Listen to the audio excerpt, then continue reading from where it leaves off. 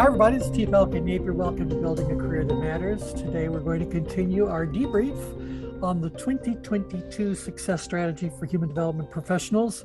Those of you who have completed it have already received your results. Those of you listening to this call or watching the video, if you look at the description block underneath the video, you'll see the link to the profile itself. So you're still welcome to go ahead and take it. We'll leave it up there indefinitely. So go ahead and take it. You'll immediately receive your results. And then as you are listening to these recordings or watching the videos, you can kind of look at your own results and see how what we're talking about resonates with you and hopefully helps you out. So with that, last time we talked, we got our way through 4 of the 12 activities. So let's see what we can do today, starting with activity number 5. Now, activity number 5 is about capturing the attention of a marketplace that's distracted. That really is what the activity is all about, but I gave you some examples. So in the first call, I said, when it comes to the strict rules for crafting an activity, this one would not pass muster, because while it does have one verb, capturing, it has multiple objects at the end of it. And so if you were trying to really do the perfect activity list for a perfect change grid, this would actually be multiple activities, because capturing the attention of someone who's distracted by the pandemic may be a very different approach than capturing the attention of someone who's distracted by the economy or by the political landscape or by life in general. These are 4 very different things. But when you're doing kind of like a screening level profile, you just kind of recognize these are more general in their intention. And so it's okay to do something like this when that is what the purpose of the change grid all. So really, I'm just interested in knowing how people think they're doing when it comes to capturing the attention of the marketplace right now. And this is what the results show. And so ideally, we'd like you to be plotting where you see the diamond.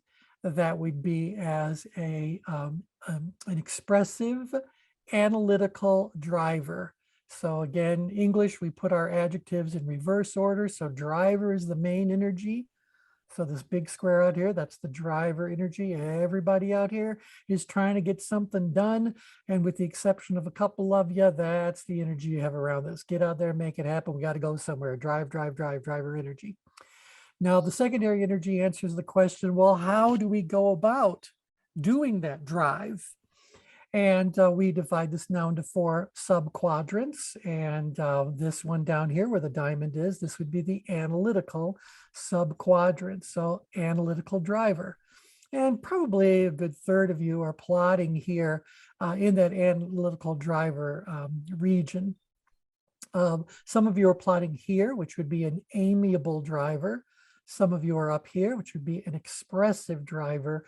We have no one who's a driven driver. E and J are sharing the same spot on the border between the analytical driver and the driven driver, but nobody's in this particular region energetically. And then the tertiary energy just adds a little bit more about the tone that one might be carrying. So here you are as an analytical driver, and we're saying ideally you'd like to be an expressive analytical driver. So there is more of a positive energy around it. There's a little bit more perhaps enthusiasm, even though it's a tertiary energy. There's just a little drop or 2 of that energy thrown in there just to put a little bit of tone on the thing. Now, why would we suggest to you that an analytical driver will do the best job when it comes to capturing the attention of a marketplace? Anyone want to venture a thought about why would we say that's really an analytical driver activity? Because you got to figure out first why you're not getting it. Right. There's some real diagnosis that needs to happen here. So we got to look at, why am I not already getting it? What's going on? Can I quantify it? What else? Why else might we say an analytical driver would serve as the best? Who is getting it? Yeah. Is nobody getting it, or is somebody getting it? What are they doing? What are they not doing? So I think that there's a whole lot of things that need to be factored in and figured out. So Peter, Boris, did you have anything you want to add to that? Yeah, I was just going to say thoughtful, kind of critical and thoughtful and measured, strategic. Right, right. Exactly. Because when we're talking about capturing the attention of a marketplace, well, what do you think the output is at the end of this, or what do you need in order to capture the attention of a marketplace? You probably need Prospects. you need prospects, and to get those prospects you're going to need some sort of a marketing plan. And so there's a lot of stuff that needs to be figured out as you go into this process, and you got to come up with something that's also more of an analytical sort of thing by nature. And again, we threw in that little bit of the expressive energies just to say, keep things positive, keep things possible, stay energized around it. A little bit of drop of that is going to make the output a little bit more pleasant, a little bit more persuasive. And that's what you ultimately need for this. All right, so any I questions? think too, Yeah, T, sure. some of the things that actually captured people's attention in the past has now shifted, right? Because Well, attention right. spans are waning. Yep. And so I think I was just on a call earlier with entrepreneurs in the health, digital health space, and they were talking about how, like, even this idea of tracking cookies is about engaging people based on behaviors in the past, where that's now shifted to from cookies to conversation, like having a real conversation with people, finding out why they're there, where they want to go. That's uniquely different than basing data points on the past. Exactly right. And I know, before technology got to where it is today, sales was primarily a high touch sort of an interaction. We needed to meet our people and shake hands, get face to face. There was a lot more of that sense of connectedness. And then it became more high tech. And everyone was looking at,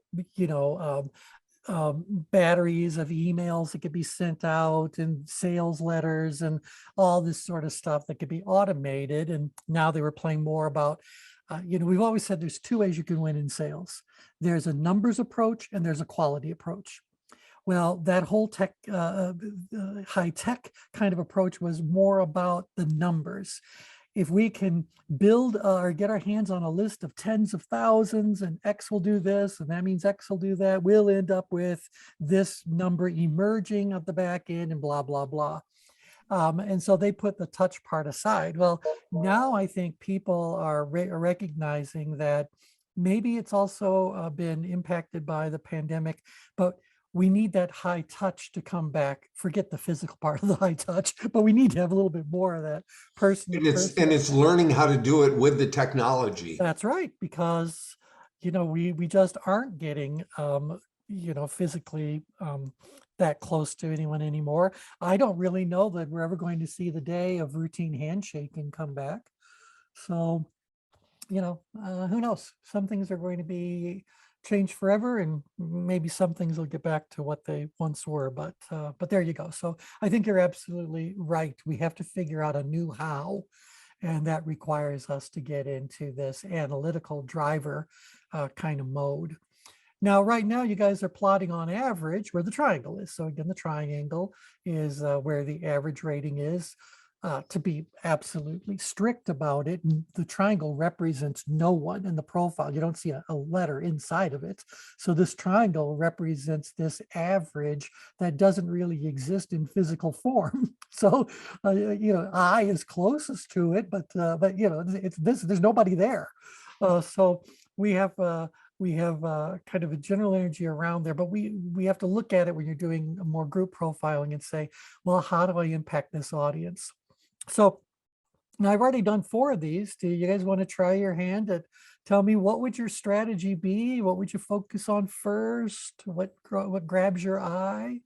It seems like with a triangle and the amiable energy that we need to move the group out grid a little bit, Yep, a little bit out grid. and maybe a little bit up grid Well, look where we're or at. The down. road, I'm sorry, a down grid. Yep. little No, bit I down see. grid. Yeah. And so now, as we're saying, the average plotting right now, what would this plotting actually sound like? How would they carry it? What is the mindset of this triangle when it comes to capturing the attention of a marketplace? Because David just pointed out, they're technically a driven, amiable driver.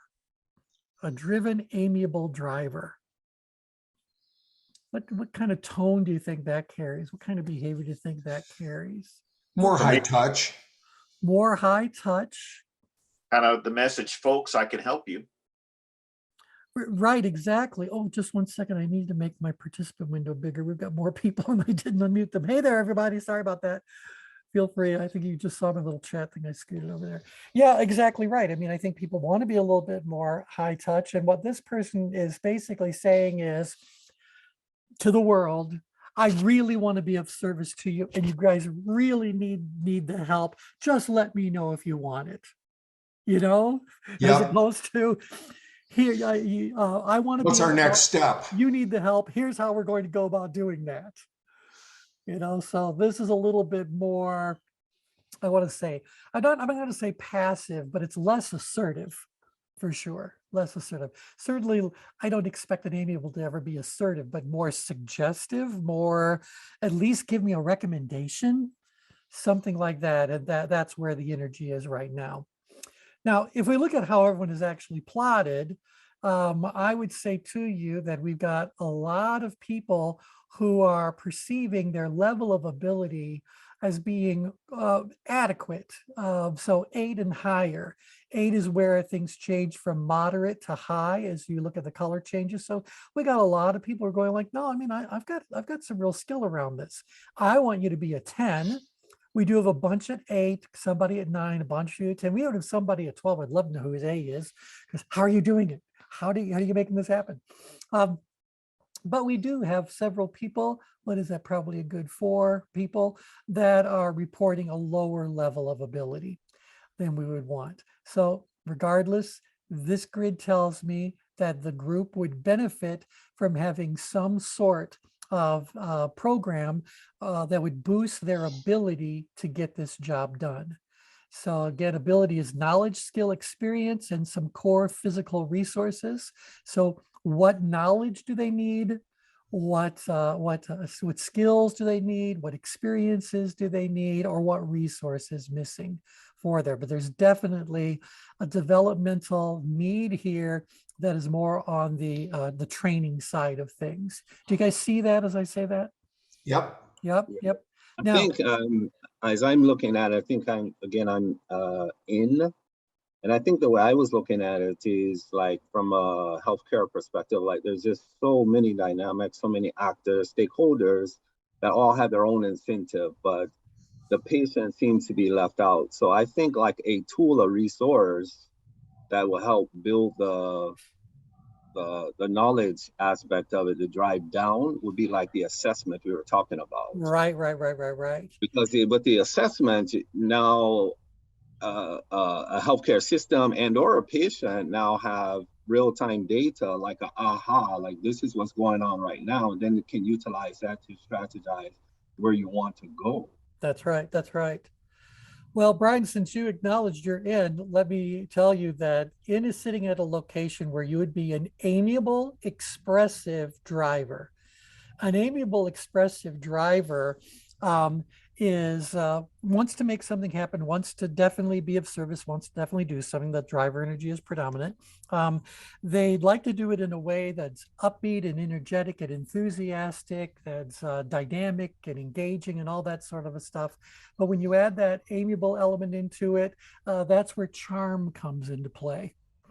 And so this would say that right now, because you have reported your ability as being 3 points lower than would be ideal in this situation, people who feel as though they are lacking in ability, skill, knowledge, skill, experience, tend to turn on a higher level of charm.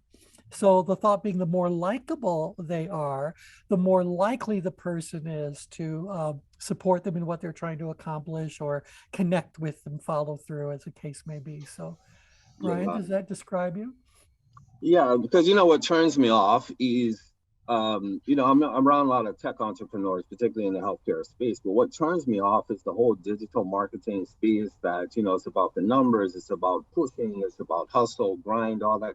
All that to me is nonsense. And it creates the burnout that most of them experience. So Sure. for me, my thinking is there's another way of doing it that it becomes genuine. You don't have to, this fake it before you make it, Right. all of that nonsense. I'm just really turned off by all of that. Yeah. And so we then have to find some other way to have you move up here to this little level. And so again, that's part of it. This whole thing about activity number 5 is activity 5 is a puzzle. We just have to really think about the puzzle, assess all the contributing elements to the puzzle, and see if we can come up with a solution that works. Now, we have a bunch of people that are plotting at reporting a higher level of challenge than we believe this task should represent. And so 1, 2, 3, 4, 5, 6, 7, a good 7, 8 of you are plotting with a level of challenge at 9 or higher. Well, we'd like it to be an 8. I do believe that when you increase someone's level of ability, what automatically happens to the perceived level of challenge? It reduces. It starts to go down. And so some of this may actually take care of itself when we do this little educational sort of an element. But right now, what I'm looking at is I need people to be moved further out grid and further down grid. So, and that's going to be achieved by putting a greater focus on boosting ability. So again, using this as a needs assessment or as a diagnostic tool, do you guys see where I've come up with that? Does it resonate with you? Yeah. Yeah. Now, Yes. I do have a few problem children. So no, their problems are not big problems. In fact, I don't even think their problems be all that noticeable. But I'm describing it as a problem because I think we're missing an opportunity. So let's take a little look at the ones that are plotting too far down grid and maybe even too far out grid. So the first one that grabs my eye is individual A. They report their ability as being a 12 and the challenge as being an 8. I want to know who this is because I believe they could very easily be not just a subject matter expert, but a person who is currently in the process of doing this activity and could very well be a tremendous resource for all of us to see what's going on. Do you see why I'm saying that that could very well be what this person is all about? Yes. Yeah, I'd love to know who it is. And again, I don't have the list in front of me. Obviously, I could look it up if I want. So that to me is a resource I'd like to tap into. And I love that they say it's very important. So the alpha character is red. They do view it as being a big task. And when I see how many yellow circles there are, a moderate task, I don't think this is something we want to be underestimating. Because if we put the energy into it now to do it and do it right, it should serve us very well for the foreseeable future. And individual D would also be considered a subject matter expert, but for whatever reason, it's less important to them. That's why their alpha character is orange. And it's not as big of a task. That's why their circle is orange. They're plotting down in power apathy. They are still engaged, but it's a downgrade engagement. Now, it could very well be that this individual doesn't have to trouble themselves with marketing because they have another way that clients are fed to them. So maybe someone else is keeping them busy. Maybe their existing client base is already filling their calendar. Mind you, they're not done in apathy about it. So this power apathy plotting tells me it's still on their radar, but it's not an issue compared to how the majority of the group is framing this particular activity. Yeah, Thoughts about T, that? Yep. yeah, I'm D. So what's happened is that over the last 5 years, I've created enough work for myself that word of mouth works good. really well. Yeah. And has and so that's why it's filled. Yeah. I do some social media, but I only do it when I want to. I'm not a slave to it because Right. I agree with Brian. Yeah, good. Okay, so Drew, thank you for disclosing that. It's interesting that you are plotting down in power apathy, where what we want to do in power apathy is we would like to delegate the task to somebody or something else. And so we can sometimes delegate things to that which is already in place. We could delegate things to technology. We could delegate things to a third-party provider of some sort. We can delegate things to task and habit and ritual and captive audience. There's lots of things we could delegate it to. But what we would, if I was coaching you, I would say, this is really great. Sounds like it's serving you very well. How long do you anticipate that to continue to be the case? Is it indefinitely, or is this something that's going to sooner or later diminish? What do you think, Drew? Well, it's been very, very steady ever since the pandemic started. All right. People now want to write their books. Okay, good. And they have time. Yep, they certainly do. They certainly do. And so again, going into how do you use this to coach someone, I would just say to you, this is really great. I'm serving it well. I'd love to see what the rest of your grid looks like, to see where the work is. It does need to be done. But whatever you do not let this activity slip further down grid. Because if you let it slip further down grid, what do you think ends up happening? Forget about it. Yeah, you kind of take it for granted. And because it's so low on the change grid, it's not screaming for your attention. And so little by little things can slip until one day you come along and go like, oh, I guess I do need to pay a little bit more attention to this. And so let me give another layer to this. Again, you guys are looking at a composite change grid, but for those of you who are not fluent in all things tension management, the change grid has many, many layers to it. And on one of them, we can overlay the traditional adult learning model that says that we go from being an unconscious incompetent to a conscious incompetent. We then become a conscious competent and ultimately end up being an unconscious competent. And unconscious competency occurs in this downgrid quadrant. Further downgrid you go, the more unconscious you become. And so, Drew, we celebrate your competence. You've mastered it. We just want to make sure that you continue to check in on this periodically so that unconscious element doesn't end up blinding you to whatever early warning signs might be coming your way. Thoughts about that? Good advice. Yep. I mean, people, further downgrade you go, the more on autopilot you become. And so certain activities can be performed very well there, but others you just go, nah, once in a while I need to deliberately, consciously, intentionally stop for a moment and figure out what's really happening. Okay. Oh, by the way, that may not just be because a problem might be growing. This could also be because you might not notice the problems, but there could also be a greater set of opportunity that you would be just as likely not to notice. Unrealized potential? Unrealized potential happens. The further downgrade we go, the more we're looking at untapped potential. So I guess I have to watch out that you're not slipping, but also be aware or stay vigilant about increased opportunities, different opportunities where you could be of great value to your audience. Yep. Thought about that? Oh, he's feel free to. Gee, I have a question I don't know if you can answer, and I don't mean to phrase it that way, but I was doing a change grid with a person the other day, and after we got done, excuse me, listing the tasks, and we were going through the ratings, they got to the point where they said, well, just make my ability a 10 on everything. Nope. Just make the challenge a 2 on everything. Yeah. So they were forcing themselves down grid. Well, they were, and the first thing that tells me is that they have reached a certain point of fatigue. So one of the things that we do talk about how when people come up with how many activities should I have, et cetera, we always say, well, just you can have a dozen or so. Just be very sensitive to respondent fatigue. Every one of these activities needs to have 4 questions answered for it. And each of those 4 questions requires them to stop for a moment and give some thought to it.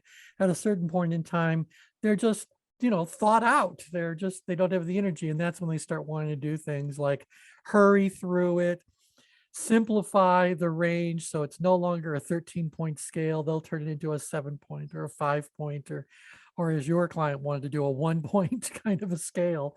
And what we have to say to them is that, well, then let's just stop there.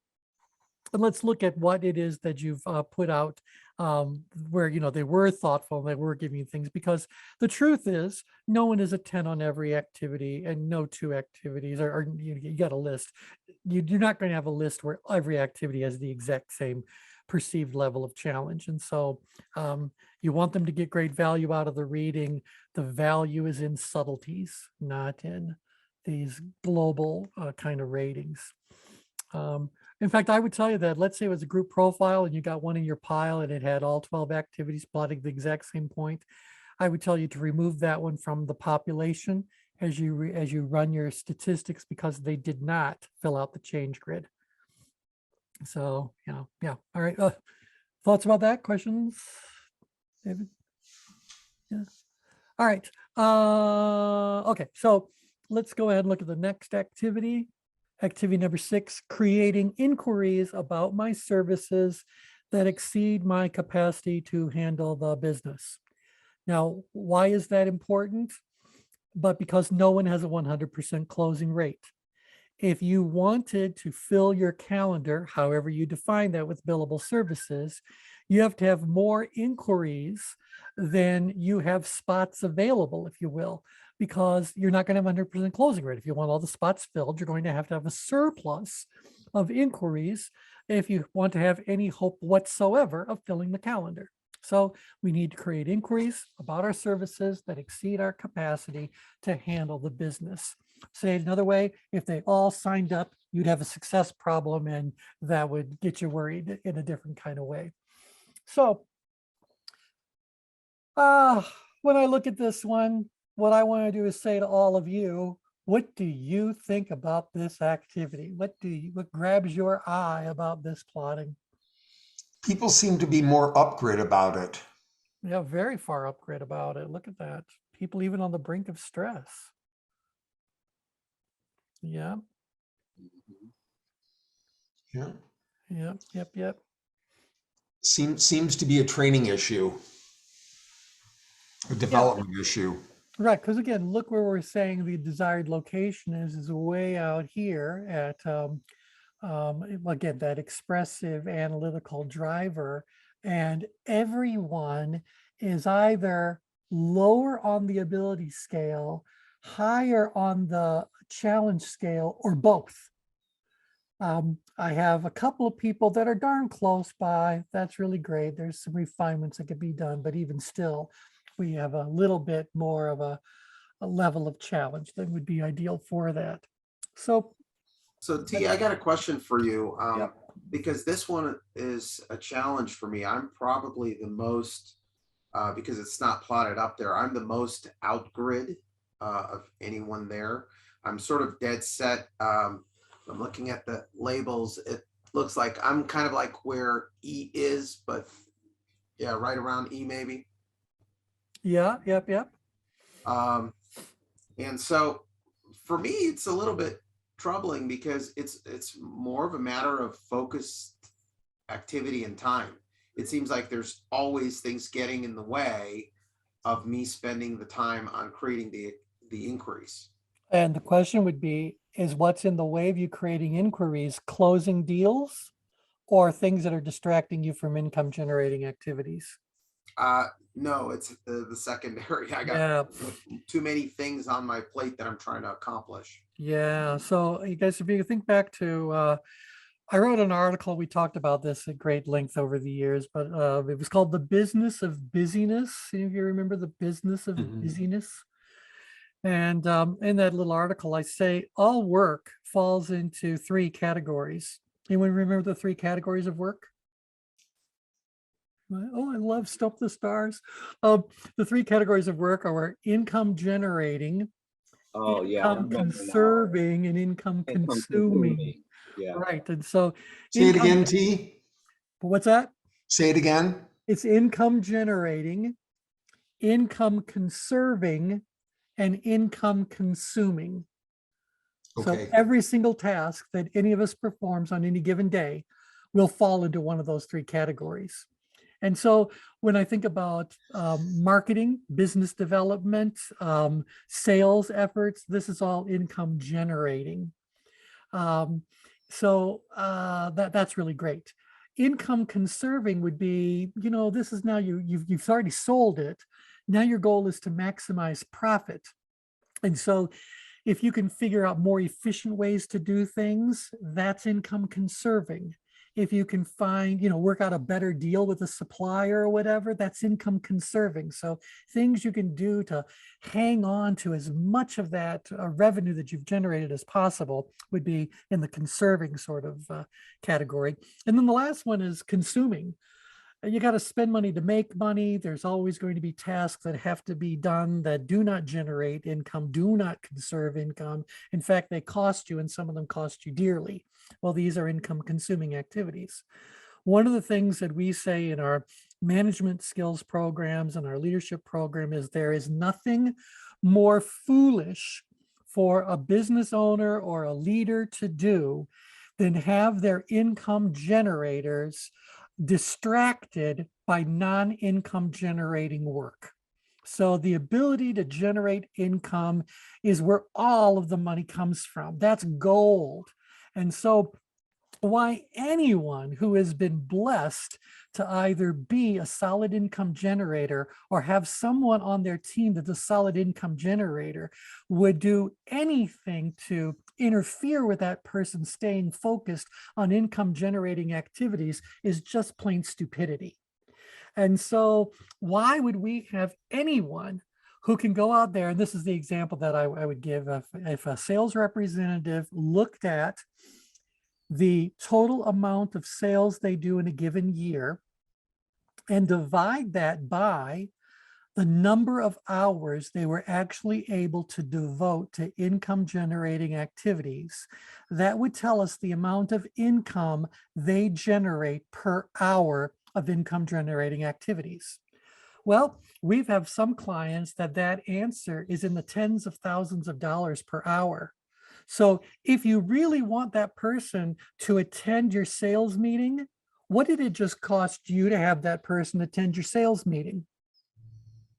You guys with me on this? It's like, and people can say what they want to say. I said, opinions don't change math. That's what the math says. Now, is it true that anyone has the energy to go out there and do 40 hours of income generating activities every single week? I would be surprised. And is it reasonable to expect that an income generator will never have to do anything that's non-income generating? Well, no, I mean, come on, we live in a real world, but the goal would be to minimize any of that non-income generating work. And so, Boris, you can take everything we've just said and self-apply it. If you're the income generator or one of the income generating people, you got to do whatever you can to reduce or eliminate income consuming activities from your plate. Thought about that? Yeah, no, I actually have a question on my planner I ask myself every single day, Yeah. which is, have I done my revenue generating activity for the day? Yeah. And the unfortunate answer is oftentimes I'm saying no.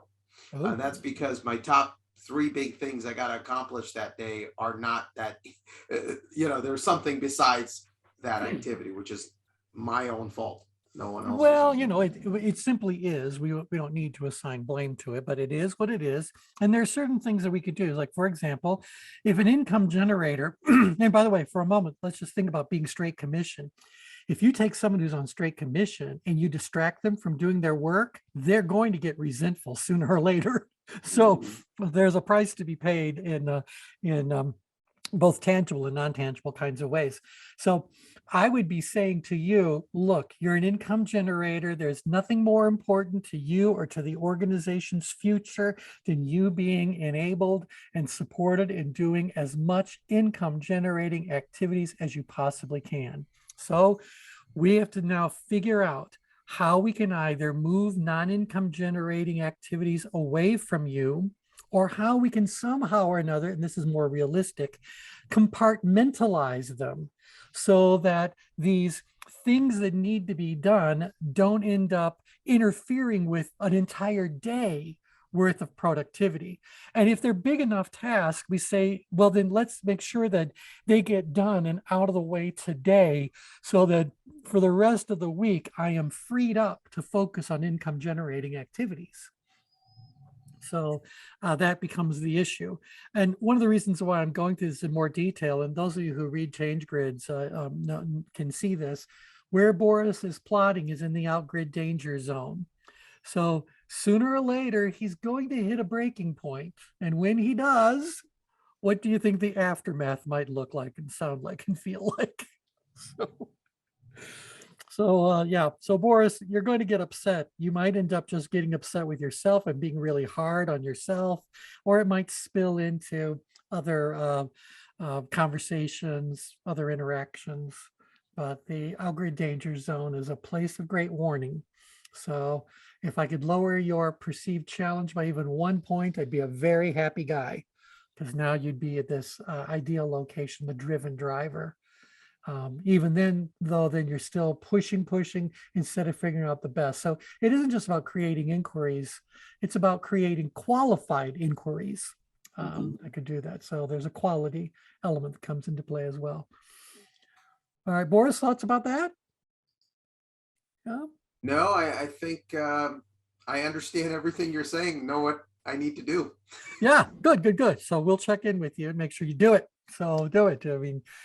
I think I can speak on behalf of everyone on this call when I say to you that if someone suddenly appeared in our life who would be a high quality, long-term devoted income generator on our behalf, how many of you would love to have that person in your reality?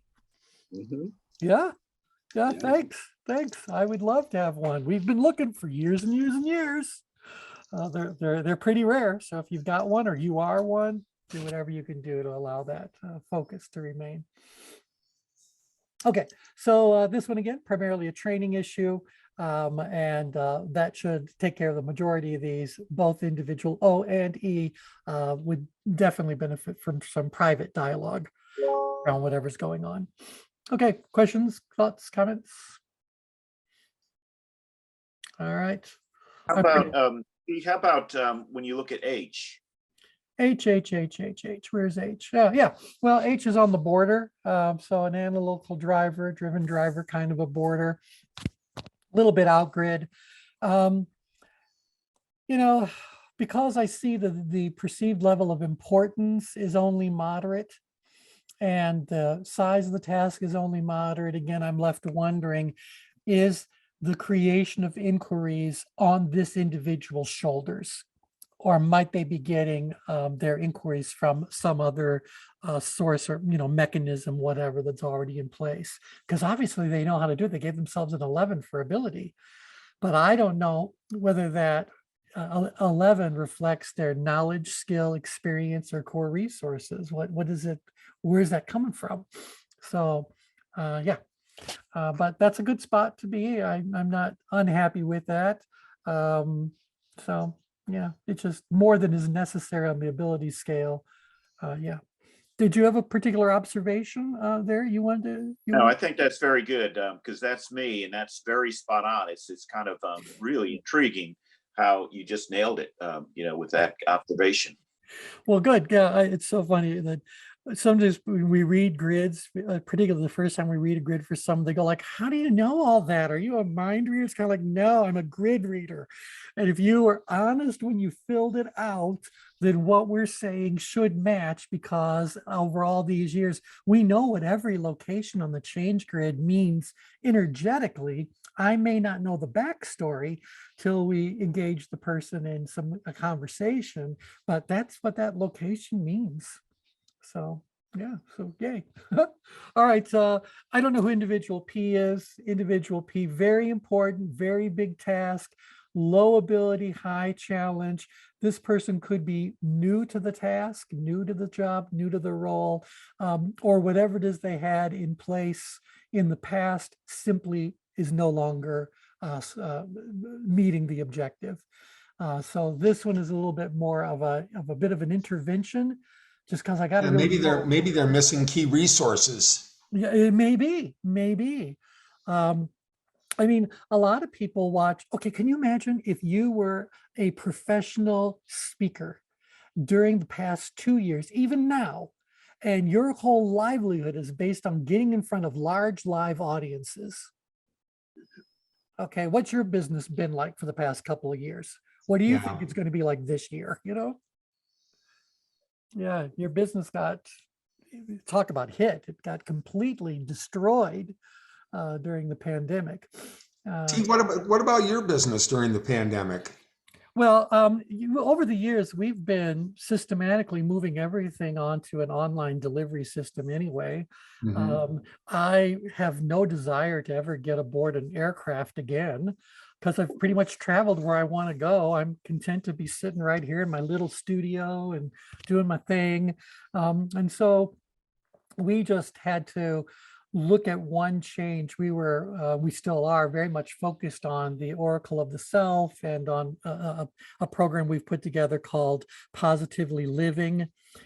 These were ideally conceived just before the pandemic happened as being community grassroots kinds of groups where people would get together and use our techniques and all that to support one another more effectively. Well, then the pandemic came along and people couldn't get together face to face.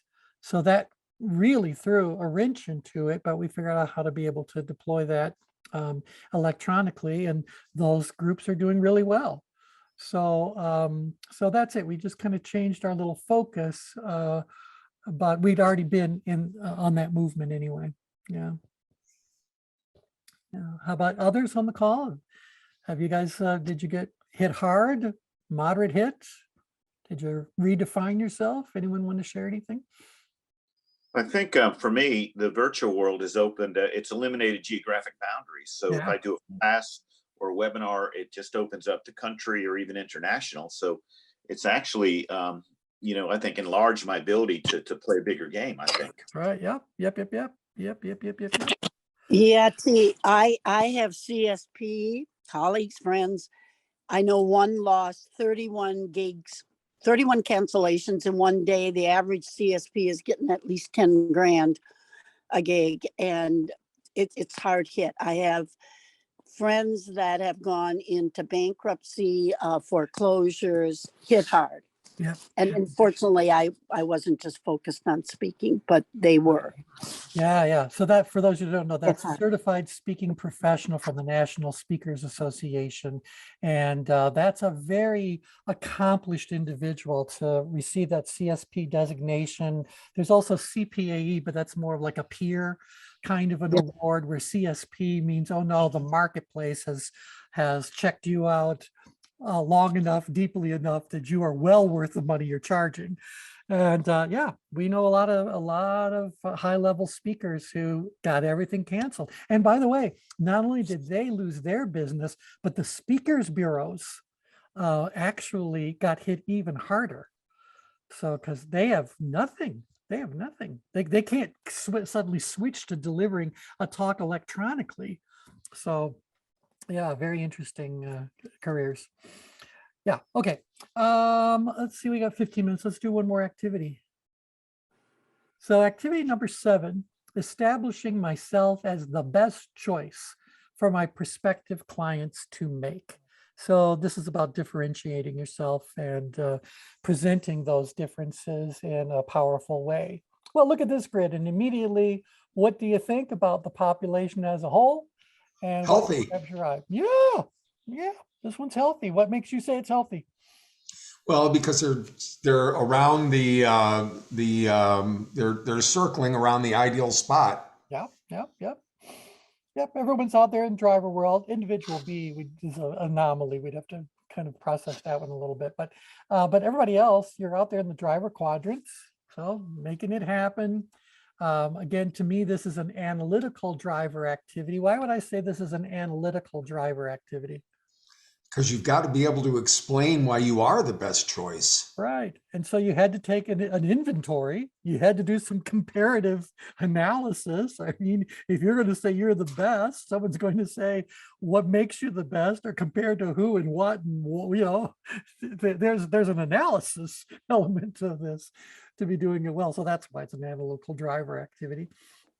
And again, we use that little upgrade spot, a bit of an expressive analytical driver, because we'd like, if you're going to establish yourself as the best choice, please be personable, please have some energy, some enthusiasm around it. So I'm not really, troubled by some of these migrations. Everyone's in the general vicinity.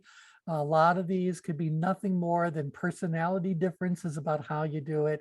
But I love that overall, you're only 1 point away from the ideal location. However, I don't believe that you are that far away. Even though you're barely 1 point away, I don't believe you're that far away. Why am I saying that? Anybody notice anything that might be skewing the position of that triangle? B. B. So look at that. B is pulling. Well, look at activity 6 real quick, and look where B is. Activity number 6. Yeah, B is also pulled in there. There. And so now, because we got so many more to the left of the ideal location, these are all pulling in that direction. But you're absolutely right. And you look at 7, and I don't have as many people pulling things in grid, but individual B is doing that. So I guess I'm just saying that I really do want to figure out who B is and have a direct conversation with them. Hopefully they've scheduled a private reading for their change grid. But I'll tell you that everybody else, you're darn close to where we'd like you to be. So I would say too that how you go about increasing your ability by, say, 2 or 3 points is what you guys need.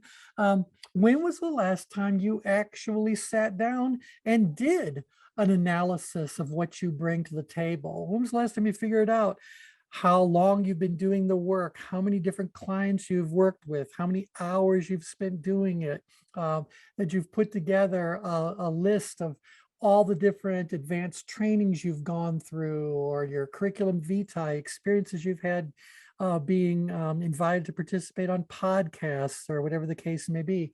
All of these things contribute to you differentiating yourself from everybody else. Those of you that are ChangeWorks affiliated, well, come on, that alone is a distinction that you want to bring to the attention of clients. Yeah. So, yeah, and so I'm just saying that moving you by these 2 points could be nothing more than you sitting down and doing this year's inventory, and then looking at your marketing materials or whatever, your website, and saying, like, am I putting a spotlight on these differentiators? Because what good are they if you don't bring them to someone's attention? What's a little interesting, T, is that there's an equal number that have rated this moderate size as to those who have rated it large size. Interesting. Look at that. Yeah. Well, and I would hope to think that part of that for the people that are moderate is that you already know that you are distinguished sufficiently. But I know that there's a problem in corporations when it comes to coaches, because if you say something like, I am a, is it a CCP certified coach? Wait, I'm trying to remember the different levels, designations from Master certified. MC, it's MCC and what's the other one? And then professional certified coach. All right, MCC and PCC. Okay. Well, the average person in consumer world does not know what those acronyms mean. I was just a perfect example of that. And even they know what the letters mean, they don't know what comes with each one of those. They don't know about the hoops that someone had to jump through. So I don't think it's a differentiator if it doesn't make a difference to the prospect. You with me on that? So, I mean, I'm glad that the coaches go like, look at me, I've achieved blah, blah, blah. I don't know what that means. So, yeah, good for you, but I'm not swayed because you have a certain credential, but no explanation about how you earn that credential or what that credential really translates into. So part of establishing yourself as the best choice may require you to educate your prospects so they understand why this makes a difference or should make a difference to them. Thoughts about that? Yeah, I don't think people actually buy credentials anyway. They're buying a result of or what the credential is supposed to solve for them. So that's the difference between someone talking about features as opposed to actual benefits.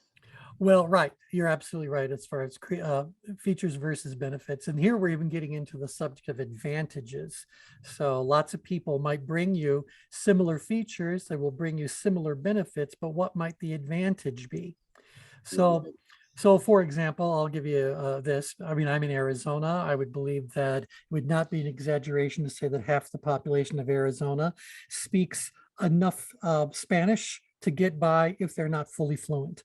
So certainly, if someone who is of a Spanish speaking household is out there looking for any kind of a professional, the fact that that professional speaks their language is a advantage. So if it's an attorney, for example, well, the attorneys are probably able to do similar work and the benefits of that work are going to be very similar, but the advantage this person brings to you is that they're bilingual. And so they can really understand whatever's going on. So this way we're talking about differentiators. It's also those kinds of advantages you are going to be looking for. So anyway, I would say the first step, if we were doing this as a little program, is you guys need to do an inventory. What do you have? What do you have? What have you done? Have you updated everything? Do you have a current picture? Do you have, your current set of testimonials? Whatever it is it all up to date? Is it all up to date? Once you have those kind of resources, now we can talk about how do you communicate those things so that people will see them, understand them, and be compelled by them. So yep. All right, thoughts about this one? I like the movement in this for myself as between this and the last activity. The last activity I'm not really thinking about, but this one I am, because of the book. I'm a contributing author to two different books. One is in nanomedicine, nanotechnology, and AI. The other is in molecular manufacturing. So the publisher is trying to come up with talking about this idea of doing things to kind of prepare your audience. And so I was forced to do it because I'm not on social media. Yeah. I think it's a time waste for me. So figuring that stuff out brought up some things that helped me contribute to this profile here. Yeah, well, exactly. And then, but as far as making yourself the best choice, obviously you got those credentials. Now, I will tell you, and I might be the only one on the call, that when you mentioned the subjects of those two books, I kind of went like, what? I know those words. I don't know what those words mean in those sequences. And so obviously you have a specialized population that you had in mind when you wrote those books. So and what are I bring this up just to say that population wants to know that you're differentiators. They're going to say you're the best choice because, and they might say it's because of academic degrees. It might be because of specialties that you've done, what your publications are. I'm not special because my mom tells me I'm special. I'm special because my clients tell me that there's things that are special about me. So it's not enough just to be differentiated. You have to differentiate yourself in ways that makes a difference to the person that you're trying to influence. In the Building a Career That Matters recorded series, this one might be up on YouTube already, but differentiation is one of the big subjects that are up there, how you go about differentiating yourself. And so I would point you guys to that if you really want to do a deeper dive. I do have over 100 hours of those Building a Career That Matters videos to go up, but I kind of say they're part of our classic library because they all happen pre-YouTube. So I've got to edit them up a little bit and get them up there. So it takes time, but point is, I think there's about 20 or 25 of them up there right now, but there's a lot more that we'll put up as time goes on. Okay, let's see, 5 minutes to go. Let's take a look at the next one. Performing a needs assessment to pinpoint all the ways in which I may be of greatest value to my clients. Well, looky there. Okay, anything grab your eye? Scattered. scattered. There's a big explosion. I am particularly curious, though, about individual B is now on the very far out grid and on establishing best choice, quite far in grid, creating inquiries, quite far in grid.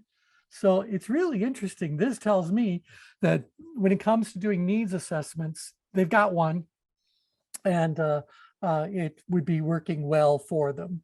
So, but one of the big things that's come out of looking at this grid set is that I believe that this population is one that has no real problem getting a client once they find themselves face to face with a fully qualified prospect. Mhm. It's getting those inquiries, getting yourself in those dialogues that is the challenge. Once you're talking to somebody, the grids would tell me that that's not the problem. Now, that's not to suggest that you guys have no worries. I would say to you right here that even though I'm seeing strong plotting, I want this to be an analytical driver activity. Okay, again, we'll go back. Why should perform a needs assessment be an analytical driver activity? Well, it's analytical by its very nature. It's analytical. I'm trying to pinpoint something. And so it's analytical by its very nature. And this ends up becoming so important because I am someone who very strongly believes, and my experience has borne this out, that clients tend to bring us in because of one issue when in fact they have multiple issues. I don't want to, if all I can do to get in is focus on that one issue, then that's what I'm going to do. Make no mistake about it. In our sales training, we talk about the three behaviors in sales. There's penetrate, infiltrate, and saturate. I got to get in. So if I just need to just say so laser focused on that one need that they have, because that's what it's going to take for me to get into a relationship with them, so be it. But if I can do a needs assessment, I can say, while it is certainly clear that X is your biggest issue, the needs assessment shows that there are other things that might be underlying factors that have created this issue. And we need to know that so that we can get rid of the causative agents in the situation. Otherwise, I can give you a remedy, but it's just a Band-Aid. It's just going to take care of it now. We got to get to whatever the underlying thing is. And by the way, after we make these changes, we need to make sure it becomes part of the routine, the way that you guys do things, part of the culture, part of the whatever. And so there's work to be done there as well. So can you guys hear that when you do a good needs assessment, you can come up with a much more accurate scope of work? Mhm. Now, What was the value farming that you talk about in the past before? Is that useful in this conversation as well? well, that's part of it. The needs assessment thing is a separate subject in building a career that matters. But your idea about value-focused farming, that's one of the prospecting ways we go about doing things. And if you guys want, I'm more than happy to do a live updated redo of that one. But value-focused farming just says that the way that you are going to develop the best long-term client base is by viewing it as a crop. And this means you're going to have to plant seeds. You're going to have to tend those seeds, and you're going to have to nurture those plants and make sure that they get adequate light and water and whatever nutrients they need. And sooner or later, they're going to grow to the point that there is something to harvest. And not all fruit ripens at the same time. So some are going to come earlier and some are going to come later, but I want to be able to harvest the entire field. And so value-focused farming is all about how you go about choosing what kinds of plants you want to grow. Again, stay with the metaphor. So you know I'm doing what kind of plants you want to grow, how you can distinguish between a real viable plant and a weed. Because you don't want, we have a little rule in value-focused farming that says never water weeds. What happens if you water a weed? It What happens? grows. It grows. And so you just end up with a bigger weed. It doesn't suddenly become a qualified prospect. So if you've got someone who is not a good prospect, they end up becoming non-income generating from the get-go. They might end up becoming income consuming because they're distracting you or whatever. Don't water a weed. So very quickly, you've got to establish what is it that you're trying to cultivate? What are you trying to grow? And it could be multiple things. That's fine. You could have more than one crop going out there. But I believe that the best lessons for people to learn about growing a business are illustrated by how a good farm operates. So yeah, there you go. All right, so we're at the top of the hour, so we're done for now. And I want to start with this one when we're back together on Tuesday. But I'm going to ask you guys to get this one thing ready to share. What needs assessment are you currently doing? Is it a formal one, or do you just have like a basic questionnaire that you use? Is the questionnaire actually in physical form, or is it just a set of questions you tend to routinely answer? What is your definition of a needs assessment, and what does that look like in your business? Are you using it? Are you using it thoughtfully and consistently? So what? So I see all this outgrid plotting. I see all this high level of ability. I'm going to assume that's because you have one and you're using it. I'd like to know what it is, and I'd like to know how it's working for you. So that's what we'll talk about come Tuesday. So with that, thank you all very much for joining us on today's call. Have a lovely weekend. Bye. Great. Bye all. Bye-bye. Right?